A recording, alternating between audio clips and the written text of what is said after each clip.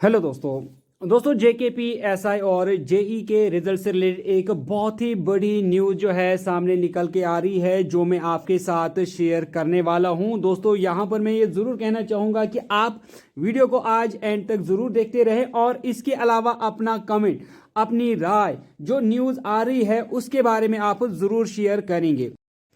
दोस्तों जैसा आप सभी जानते हैं कि Jammu and Kashmir service selection board का जेकेपी एसआई और जेई का रिजल्ट जो है वो कोर्ट में चल रहा था और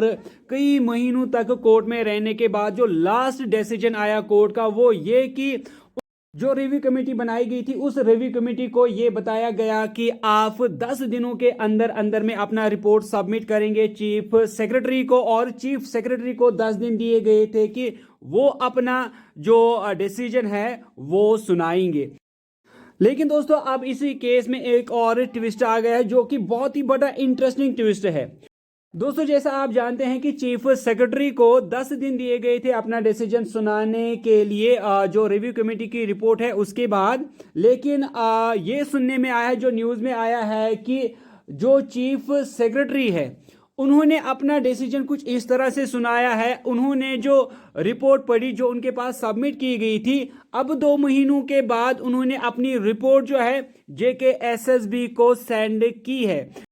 और इस रिपोर्ट में चीफ सेक्रेटरी ने जेकेएसएसबी को कुछ डायरेक्शंस दी हैं। वो डायरेक्शंस क्या है वो आप अच्छे से सुने। तो न्यूज़ में ये बताया जा रहा है कि चीफ सेक्रेटरी ने जेकेएसएसबी को गाइड किया है, उनको इंस्ट्रक्शन दी है कि वो एक इंटरनल ऑडिट कराएंगे और इंटरनल ऑडिट में जेकेएसएसबी को ये देखना होगा कि क्या जो एग्जाम्स हुए हैं जिनका ये केस चल रहा है क्या वो कंप्रोमाइज हुए हैं। कंप्रोमाइज मतलब क्या उनमें किसी तरह की कोई चीटिंग हुई है या फिर नहीं है। जैसे इल्ज़ाम लगाए गए कि ये पेपर जो है जेकेपीएसआई का ये लीक था, ये खरीदा गया, ये बेचा गया और कई सारे ब्रीचेस इसमें देखने को मिले, तो इस पे अब जेकेएसएसबी को एक इंटरनल ऑडिट कराना होगा और ये श्योर कराना होगा कि जो एग्जाम है वो फेयर एंड ट्रांसपेरेंट हुआ है, यानी किसी तरह की कोई धांधली हुई है या नहीं हुई है, ये जेकेएसएसबी को अब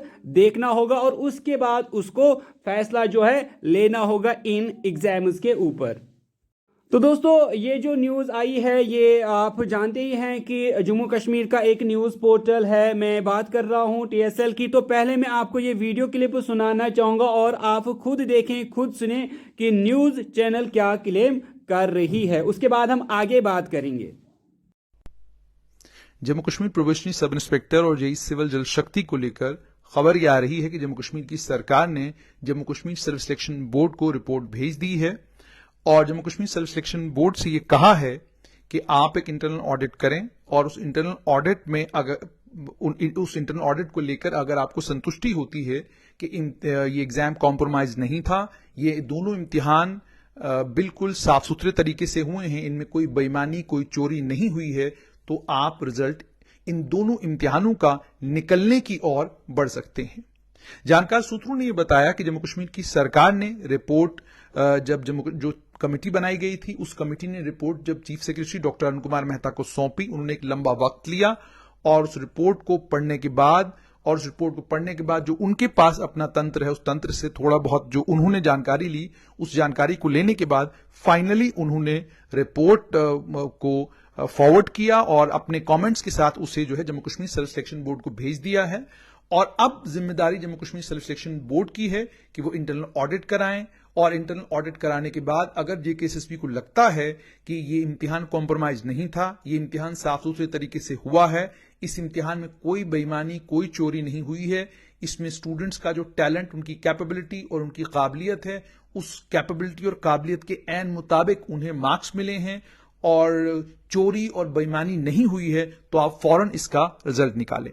तो इसका मतलब साफ तौर पर यह है कि ये एक तरफ से तो खुशाइन बात है कि अब जम्मू कश्मीर की सरकार ने गेंद जो है वो Jammu Kashmir service selection board के पाले में डाल दी है, तो अब बोर्ड को यह तय करना है कि उन्हें इस मामले में आगे करना क्या है। सूत्रों ने यह भी बताया, हालांकि अभी तक बोर्ड के पास आधिकारिक चिट्ठी पहुंची है या नहीं पहुंची है इसकी कोई पुष्टि नहीं हुई है, बट ये बात बिल्कुल साफ है कि जम्मू कश्मीर की सरकार ने जो काम कोर्ट ने उनको करने के लिए कहा था उसमें समय तो लिया और समय लेने के बाद अब उन्होंने ये मामला जो है Jammu Kashmir service selection board के हवाले कर दिया है। तो दोस्तों आपने सुना कि जेकेएसएसबी को इंटरनल ऑडिट करना है और इंटरनल ऑडिट में जेकेएसएसबी को देखना है कि एग्जाम कंप्रोमाइज हुआ है नहीं हुआ है, और जो बच्चे इसमें बैठे जिन्होंने इस एग्जामिनेशन में पार्टिसिपेट किया, जो उन्होंने मार्क्स लिए हैं वो फेयर हैं यानी वो मेरिटोरियस बच्चे हैं। तो अब जेकेएसएसबी को इन चीज़ों को ध्यान में रखते हुए इंटरनल ऑडिट करवाना होगा और लास्ट में अपना फैसला जो है सुनाना होगा। तो कहीं ना कहीं अगर हम देखें तो जेकेपीएसआई या फिर जेई के जो एस्पिरेंट्स हैं तो उनके लिए ये एक अच्छी बात हो सकती है। तो अब आपकी क्या राय है, क्या लगता है क्या होने वाला है जो ये रिक्रूटमेंट प्रोसेस है या इतने महीनों जो केस चला, तो इसका अब फाइनल में जो हमें देखने को मिलेगा, आउटकम जो है देखने को मिलेगा, तो इसके बारे में आप अपनी अपनी राय जो है हमारे साथ ज़रूर नीचे कमेंट सेक्शन में लिख कर बताएं। तो दोस्तों ये थी एक बहुत ही बड़ी न्यूज़ जेकेपीएसआई और जेई के रिजल्ट और या फिर जो फैसला है, डिसीजन है, उसको लेकर। तो इसी के साथ मैं ये वीडियो को करता हूं एंड उम्मीद करता हूं कि वीडियो आपको अच्छी लगी होगी। वीडियो अच्छी लगी तो वीडियो को लाइक करने के साथ साथ शेयर जरूर करें। दोस्तों हम मिलेंगे आपसे एक नेक्स्ट वीडियो में, तब तक के लिए टेक केयर।